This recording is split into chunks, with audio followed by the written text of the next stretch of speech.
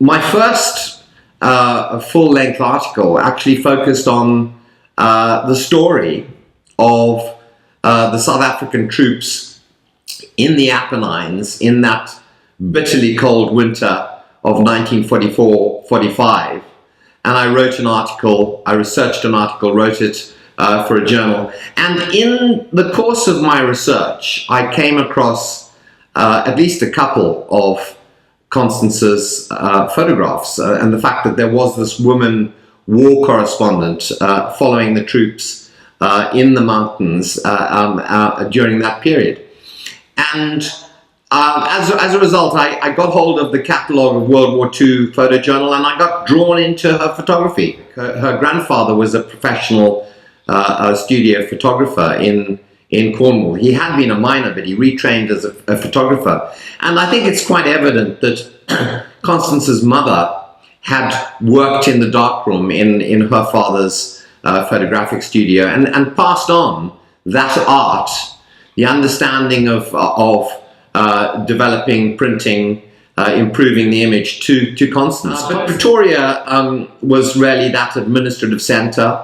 It was a city which was markedly Afrikaans speaking, heavily Calvinist, and therefore probably one of the more conservative of South African cities, and that's the city that Constance grew up in.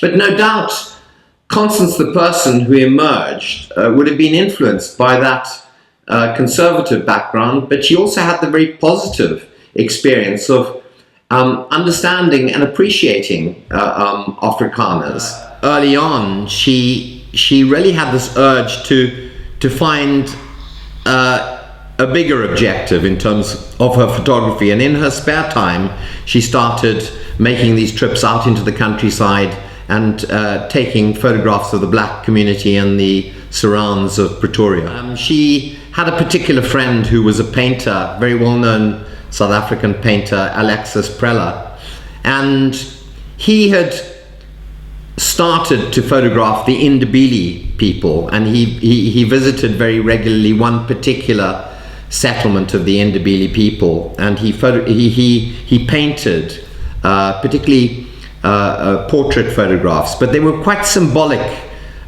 paintings that tried to capture the spirit of the people. And she joined him on these visits, and she photographed while he drew and painted. So I think that was very helpful in getting her along the road. The Ndebele are a people. This particular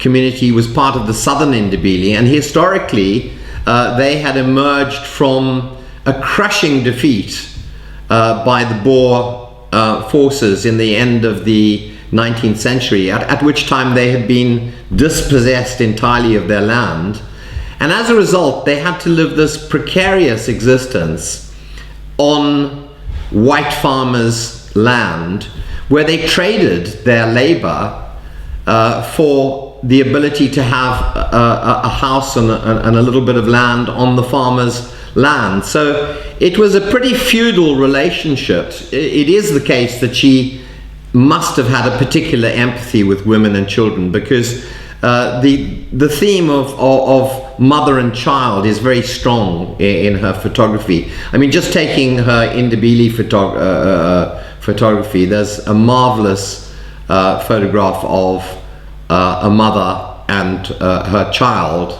She is taking the photograph from a low vantage point, so there's a very big sky behind the two figures, so it's almost sculptural, and there's a wonderful curve of the woman's blanket, and all those qualities of form in a photograph were of course emphasized by photographing from a low vantage point, but it captures brilliantly the concept of mother and child. She paid two important visits to what was called Basotho land at the time, Lesotho, and she photographed the Sotho people. I particularly like the photograph she took of a woman who was involved in beer making. There's this wonderful photograph where the woman sits down in front of her hut, and next to her is her little child, and looking through the window is her husband. And momentarily the woman and her child turn in the same direction. I would just like to mention her 1943 photographic project in the area which we now know as the Boer Kaap. It is a quarter that is associated with Muslim people. She took a remarkable series of photographs in that area, but probably for me one of the most telling photographs is a photograph she took of a fisherman on his Cape cart with his two young boys next to him. One of the boys is blowing what was called the fish horn, which was obviously designed to tell the customers that there were fish for sale. And the backdrop to that scene is one of the oldest mosques in that area, and in a large number of those photographs you do see mosques in the background, typifying the nature of the area. So, and if you look at, for example, some of Constance's so-called poor white photography, and there's a marvelous photograph of a mother and her child her children in a very dingy interior. And for me that photograph speaks of a mother who, despite the fact that she was really in economic difficulty, was making huge efforts still to look after her children. She did capture some remarkable images of a squatter movement, also in Pimville, because the housing provided by the Johannesburg city at that time was wholly inadequate. And so these squatter communities just cropped up on open grounds between the townships. And there's a wonderful photograph of a man gazing at what was clearly an eviction notice attached to a tree. And to me, it's quite clear he's looking at this notice cynically. He's been faced with evictions so many times, and he's just going to ignore this one like he ignored the previous one. The township photographs are absolutely wonderful, but the streets of Johannesburg also captured marvelous scenes. There is a marvelous photograph which he took of a street photographer. No black person at that time would have been allowed to have a photographic office or studio in the city of Johannesburg. That was reserved for whites or Indians. So very sensibly, this guy set up his photography business on the street, and it's a photograph of him talking to his subject, just as Constance would have talked to her own subject. And they always say that photographers love to take photographs of other photographers, but it captures this street photographer in this intensely urban setting with the high-rise buildings behind him. Another fine photograph is the one which is simply entitled Jeppe Street. It's a photograph of the frontage of a herbalist store. Once again, this is a store that would have been owned either by a white person or an Indian person, but predominantly serving the black community who came into the city to work. And you can see that the customer base is entirely black, because one assumes that the grouping of people who Constance photographs outside the shop, they are all black people, and the man is gazing with some interest at whatever's happening across the street. But to me, it captured the sense of impermanence of the black community in the city in which they worked and contributed so much. Really, quite early on, it is evident that she resisted any political interpretation of her photography. She insisted that her photographs should simply be viewed as art and should be viewed merely aesthetically. In one of her letters to her husband when she was visiting South Africa, that she was actually against the concept of a transfer of power to the black people. So, you know, she was conservative in her views in South African terms, but her views were no different from those of her peer group in the Pretoria in which she grew up. But from the point of view of somebody of South African origin, looking at South Africa of those times, it's inconceivable that somebody can be apolitical. And it's actually quite clear from what Constance herself said that, in fact, she had her own views. She wasn't apolitical. You know, it's just that the political interpretation that she was reading didn't suit her own viewpoint. She was certainly a fearless photographer. She would go wherever she needed to get the photograph. Her World War II photojournal photography is quite extraordinary. She went with a very limited ration of film to Europe. She was actually given film by other correspondents from other parts of the world who were more generously supplied. So she did come back with about 1,000 shots, both in Rome, and then in southern France, and then in Italy. On her way to the theatre of war, as it were, she stopped down in Rome, and she visited the new stadium that Mussolini had been constructing, and it was a scene of devastation because statues had been toppled, and there were various bits of statuary lying around.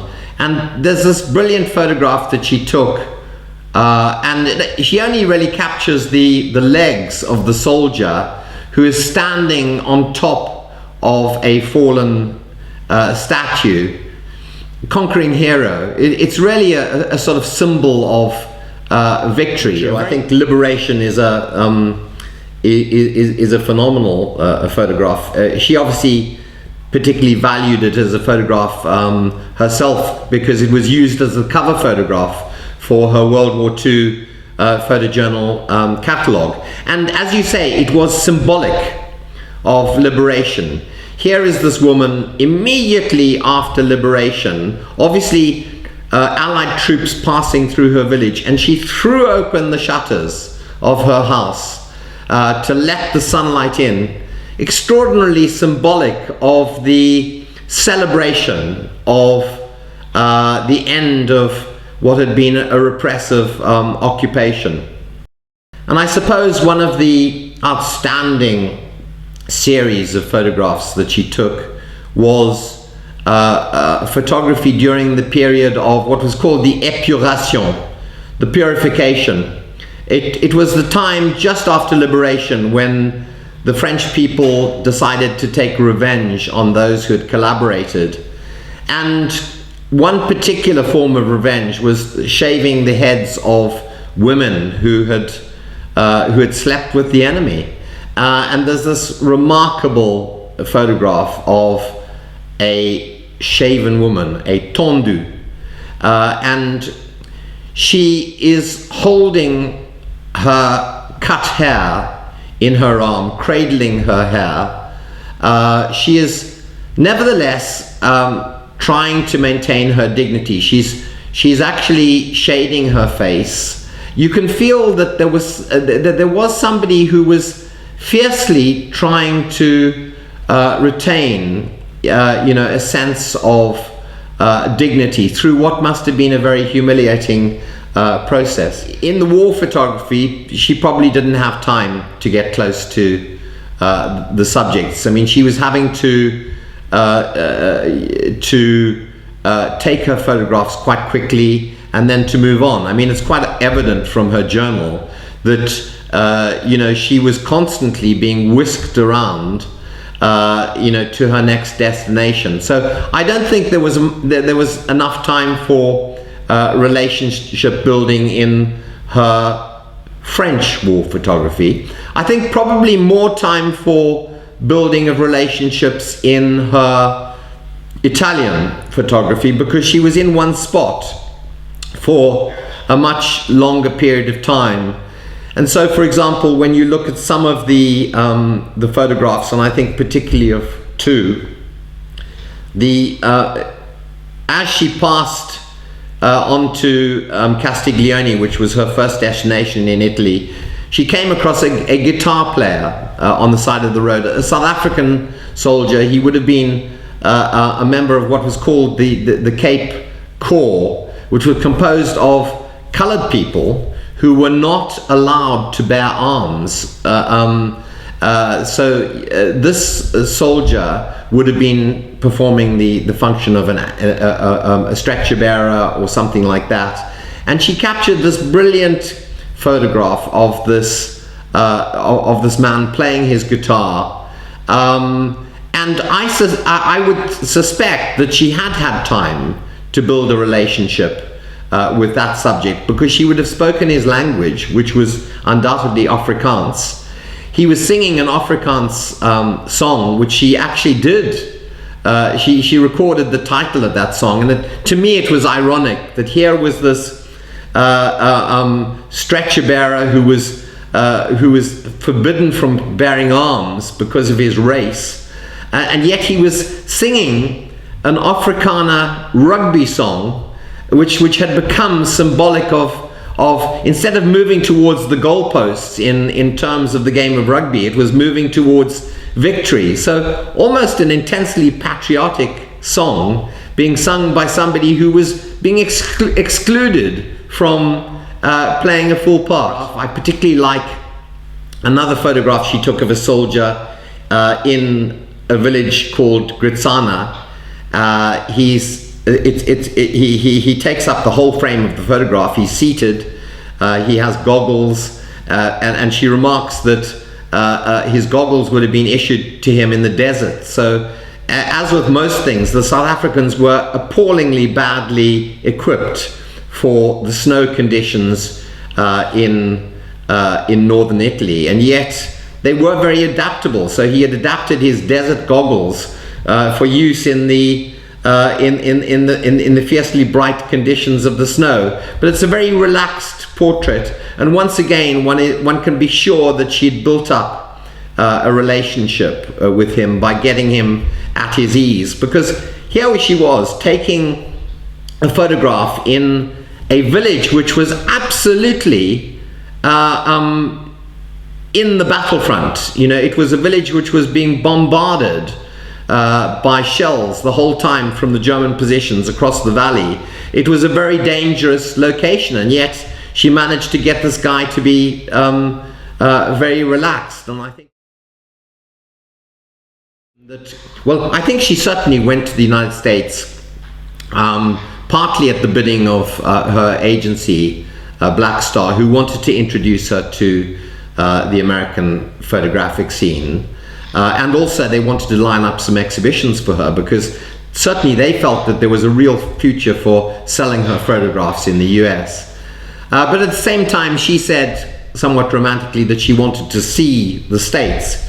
But I think that the ulterior motive was to look up Sterling Larrabee, which of course she did. They met up in New York.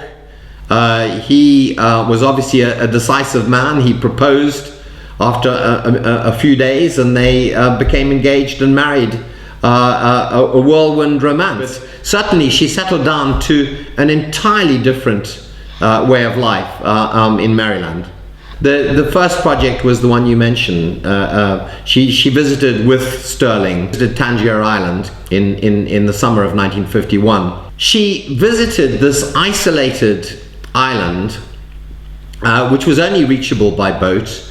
Over a brief period of time, I think she managed to get under the skin of the island. She met the people, she photographed them, and curiously, she documented her project quite well. I think she captured an unusual people. They were people who still had almost that Cornish dialect of, from the 17th century. They had led isolated lives. They were a community entirely devoted to fishing, crabbing. She was clearly interested in those sorts of activities, and she focused on them. And I am particularly fond of the photograph of the sunbonneted woman, who she recorded as Annie Daly. It's a wonderfully characterful portrait. This woman, I can almost imagine that she was staring out to sea, waiting for her man to return from the day's fishing. You never get a feeling that the subjects were at all resentful of the intrusion of the photographer into their lives in Constance's photography. Whereas if you look at the ethnographic photographers, it's always my feeling that the subjects were being more photographed as objects. You can never say that about Constance's photography. In a more global setting, I would just like to compare her briefly to maybe three of her peers. I think one I would like to mention is Wayne Miller, because Wayne Miller was an outstanding black and white photographer, taking photographs in the south side of Chicago, more or less the same time that Constance was taking her photographs on the streets of Johannesburg. The social and political backdrop actually was very similar. Wayne Miller was photographing in a city which had seen an absolutely burgeoning black population, poorly housed, with relatively few opportunities, but nevertheless living vivacious lives, and he captured those lives in his photograph. And if you compare his photographs with Constance, I see an extraordinarily similarity, and yet I don't believe I can point to any evidence at all that Constance was aware of Miller's photography, because two of Constance's photographs were chosen for the Epic Family of Man exhibition in 1955. It's now an exhibition which comes under some criticism because it's felt to be a somewhat humanist portrayal of people. And I do show two of those photographs in the book. The one is the photograph of a woman decorating her face. It's a wonderful photograph of a woman using natural minerals and natural products for face decoration. The other photograph is a photograph which I show at the back of the book, a photograph of a small Ndebele child painting, and in the background you see the Ndebele house walls painted with their mosaic design. I think she was clearly somebody who would build a mythology around something, I think almost as a protective shield. And one element of her mythology, which I've already mentioned, was this concept of taking the perfect photograph in 3 shots, otherwise abandon it. As I pointed out in my book, actually her technique in many cases was quite the reverse of that. She would follow a subject endlessly and take multiple photographs. She picked her subject and the general background, but she would wait until absolutely the right composition emerged, and then finally she would get 1 or 2 excellent photographs. So she might end up with 1 or 2 excellent photographs out of a series of 60. Now that's very far from the mythology which she created. Of course, I've mentioned that there are superb examples of her taking an absolute excellent shot in 1, 2 or 3. It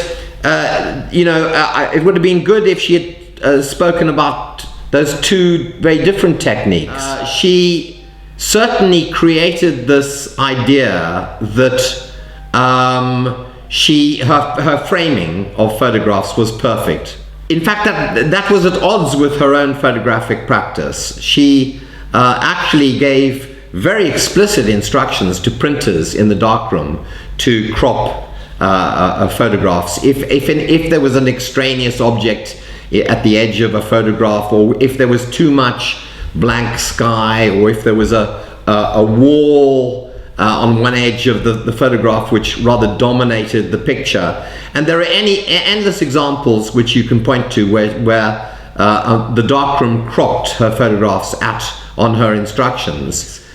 Of course, she became unfamiliar with her own darkroom work because she didn't do her darkroom work for 50 years. She just farmed it out to external printers. She did, of course, mark up contact prints with instructions.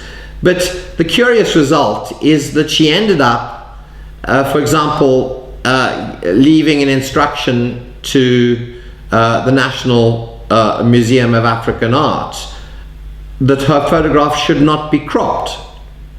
Now, for a researcher or somebody wanting to publish her photographs, that now provides a very considerable obstacle, because there were certain photographs which I just had to abandon as illustrations because they had worked very well cropped, but they didn't work well uncropped.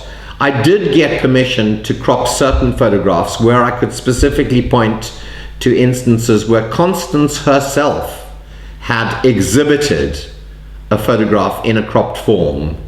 But there was a grey area. For example, if there had been a photograph which had been published in a journal in a cropped form, because maybe it had just been an editorial decision of which she didn't approve. So it's introduced a rigidity into the way you can deal with her photographs, which I find regrettable.